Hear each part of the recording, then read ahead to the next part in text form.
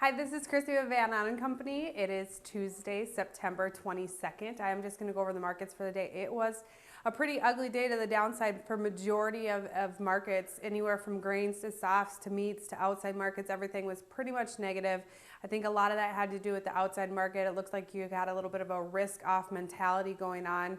That outside market derived basically off a dollar being about 49 cents higher, crude down over $1 and the Dow down over 300 points, and that's kind of what led to pressure through the markets.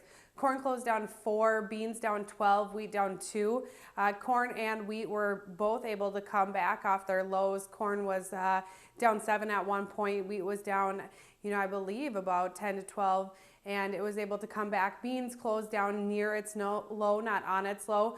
And a lot of that just had to do with the fact of, like I said, those outside markets, you aren't getting a whole lot of news.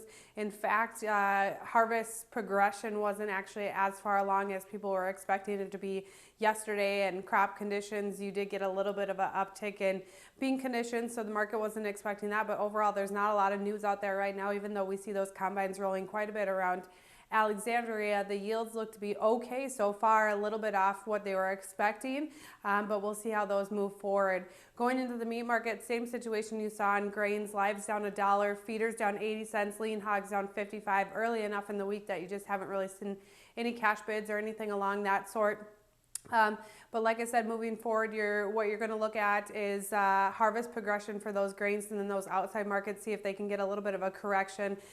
Treasury bonds were up pretty high actually today also. And then it looks like about a week from now, you could be seeing your first freeze for some areas, North Dakota, South Dakota, and Minnesota.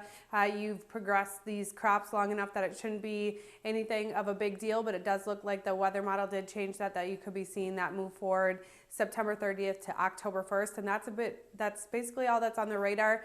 I do need to close with the disclaimer: trading in futures and options involves risk of loss and may not be suitable for all producers. Have a great night.